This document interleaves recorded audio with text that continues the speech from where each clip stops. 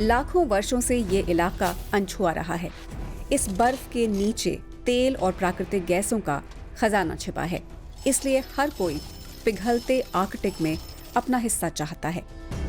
चीन भौगोलिक रूप से आर्कटिक का करीबी देश है।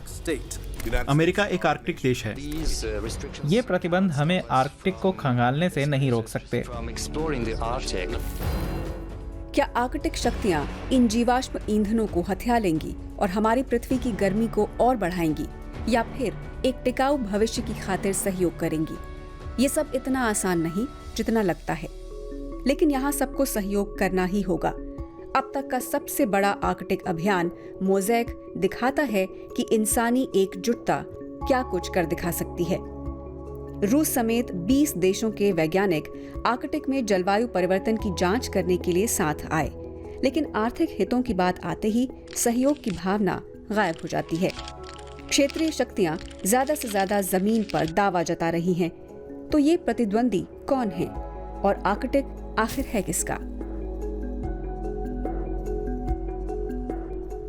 आर्कटिक तट का आधे से ज्यादा हिस्सा रूस का है।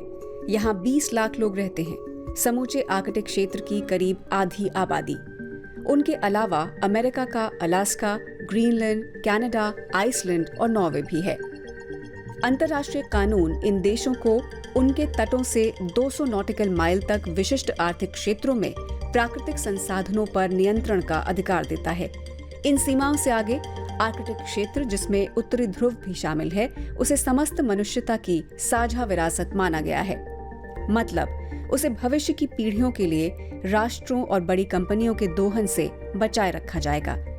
लेकिन देश और बड़े विशिष्ट आर्थिक जोन के लिए आवेदन कर सकते हैं। उन्हें साबित करना होगा कि उनकी तटरेखा के पास समंदर का उथला हिस्सा 200 किलोमीटर से भी आगे तक जाता है। नॉर्वे, रूस, कनाडा और डेनमार्क पहले ही ये कर चुके हैं।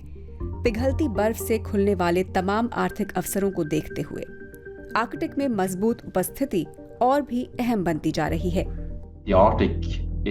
आर्कटिक नाटो और रूस के बीच बड़े भू राजनीतिक तनाव के बीच में फंस गया है, और रूस के लिए आर्कटिक की सामरिक अहमियत की बदौलत ही उत्तर में सैन्य गतिविधि बढ़ी हुई है। आंद्रेयास ओस्टहागन आर्कटिक क्षेत्र के राजनीतिक गतिविधियों के विश्लेषक हैं। सैन्य क्षमता के बड़े प्रदर्शन अक्सर भविष्य के संभावित टकरावों की झलक दिखाते हैं, और हैरानी ये है कि आर्कटिक में ये तेल और गैस के पैसे के रूप में आकार ले रहा है।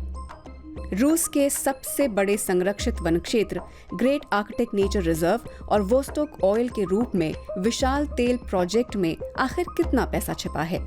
रूस को उम्मीद है कि यहाँ से 6 अरब टन कच्चा तेल और 2 खरब घन मीटर गैस निकाली जा सकती है। लेकिन यूक्रेन पर हमले से रूस की योजनाओं को धक्का लगा है।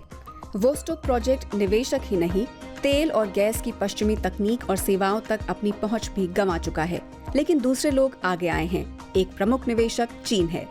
जाहिर है आर्कटिक विज्ञान में चीन की दिलचस्पी है, क्योंकि इस ज्ञान के बिना आर्कटिक में काम कर पाना असंभव है। सना कोपरा चीन की आर्कटिक नीति पर शोध करती हैं। चीन संसाधनों का बड़ा भूखा है, क्योंकि उसकी आर्थिक वृद्धि प्रमुख रूप से भारी उद्योग पर टिकी है। उसे बहुत ज्यादा ऊर्जा, बहुत ज्यादा खनिज संसाधन चाहिए। आर्कटिक के नए इलाके में वो इन संसाधनों का दोहन कर सकता है। इसीलिए ऊर्जा सप्लाई को हासिल करने के लिए आर्कटिक में ड्रिलिंग का दबाव बढ़ रहा है। बड़ी मात्रा में गैस और तेल संसाधनों की संभावनाओं को अक्सर तथ्य के तौर पर पेश किया जाता है। अधिकांश आंकड़े अमेरिकी भूगर्भीय सर्वे के एक अध्ययन पर आधारित हैं, जो 2009 में किया गया था।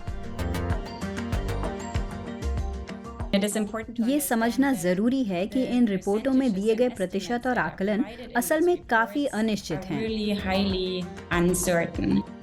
नीना डोरिंग और उनकी टीम ने रिसर्च की है कि कोई वैज्ञानिक अनुमान कैसे आर्थिक तथ्य बन गए, और आर्कटिक में रहने वाले लोगों का क्या। उनके पांव तले जमीन न सिर्फ पिघल रही है, बल्कि वो भू राजनीतिक तनावों का केंद्र भी हैं। आर्कटिक के 5 लाख मूल निवासियों के लिए ये अस्तित्व का सवाल है। उनकी आय, संस्कृति और परंपराएं तभी तक जीवित हैं जब तक आर्कटिक का मूल परिवेश कायम है। लेकिन अब जीवाश्म ईंधनों की तलाश और खनन से विषैले पदार्थ मिट्टी और पानी को खतरे में डाल रहे हैं। सूक्ष्म वनस्पति और पौधे उन्हें सोख लेते हैं, जिसकी वजह से खाद्य श्रृंखला जहरीली हो जाती है। 2013 और 2019 के बीच आर्कटिक में जहाजों की संख्या 25% बढ़ गई। वे गंदे पानी का रिसाव, तेल प्रदूषण और पानी के अंदर शोर करते हैं। और तो और ज्यादातर जहाज एक भारी ईंधन से चलते हैं जो गंदा और चिपचिपा जीवाश्म ईंधन है। ये भारी ईंधन ठंडे ध्रुवीय पानी में फैलता है तो खास तौर पर नुकसान पहुंचाता है। ठंडी जलवायु वाले इलाकों में तेल ज्यादा चिपचिपा होता है और छोटी छोटी बूंदों में नहीं टूटता, जिन्हें तेल को खराब करने वाले बैक्टीरिया खा लेते हैं। यहाँ सफाई अभियान के लिए तेल रिसाव और हादसों का जोखिम वाकई एक गंभीर चुनौती है। एलेना ट्रेसी मूल निवासी समूहों के सहयोग से आर्कटिक के टिकाऊ विकास पर काम करती हैं। क्योंकि जब तेल रिसता है तो इन इलाकों तक पहुंचना मुश्किल होता है। सफाई के अभियानों में देरी हो जाती है, हादसे इकोसिस्टम को बर्बाद कर सकते हैं, बड़ी संख्या में प्रजातियों की आबादी मिटा सकते हैं और जाहिर है रोजी रोटी छीन सकते हैं। खुशकिस्मती से आर्कटिक के हालात सुधारने के लिए बहुत से विचार और प्रतिबद्ध लोग सक्रिय हैं। स्थानीय, राष्ट्रीय और अंतर्राष्ट्रीय स्तर पर NGO हैं। आर्कटिक देशों और मूल निवासियों के बीच सहयोग और तालमेल के लिए आर्कटिक परिषद भी बनी है। आर्कटिक परिषद क्षेत्र में टिकाऊ विकास और पर्यावरण संरक्षण को प्रोत्साहित करती है। वो आकलन करती है और आर्कटिक देशों को बताती है कि क्या किया जाना चाहिए, लेकिन वे बाध्यकारी नहीं हैं। ये हर देश पर निर्भर है कि क्या कदम उठाना है। अंतर्राष्ट्रीय सहयोग की बड़ी सफलता central Arctic ocean fishing moratorium के रूप में दिखी, जिस पर अमेरिका, रूस, चीन और यूरोपीय संघ के साथ साथ कई और देशों ने 2021 में हस्ताक्षर किए थे। ये बहुपक्षीय समझौता है जो कानूनी तौर पर बाध्यकारी है और कमर्शियल फिशिंग शुरू होने से पहले ही उससे क्षेत्र को सुरक्षित रखने के लिए एहतियाती कदम है। लेकिन ऐसे किसी कानून का भी कोई संकेत नहीं मिला जो आर्कटिक को तेल और गैस की ड्रिलिंग से बचा सके। मेरे ख्याल से जलवायु परिवर्तन का मुद्दा बहुत अहम है, फिर चाहे वो आर्कटिक में जमीन से तेल और गैस निकालने के लिए कोयले से चलने वाले नए प्लांट लगाने का फैसला हो। ये है माल्टे हुम्पर्ट, एक थिंक टैंक आर्कटिक संस्थान के संस्थापक। उससे निपटने का एक तरीका है किसी तरह का ग्लोबल फंड, जिसके तहत प्रोजेक्टों की भरपाई हो सके।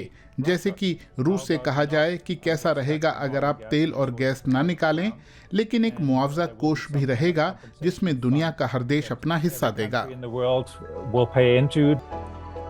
सिर्फ एक बाध्यकारी बहुपक्षीय संधि ही आर्कटिक को बचा सकती है और आखिरकार सहयोग ही सबसे जरूरी है।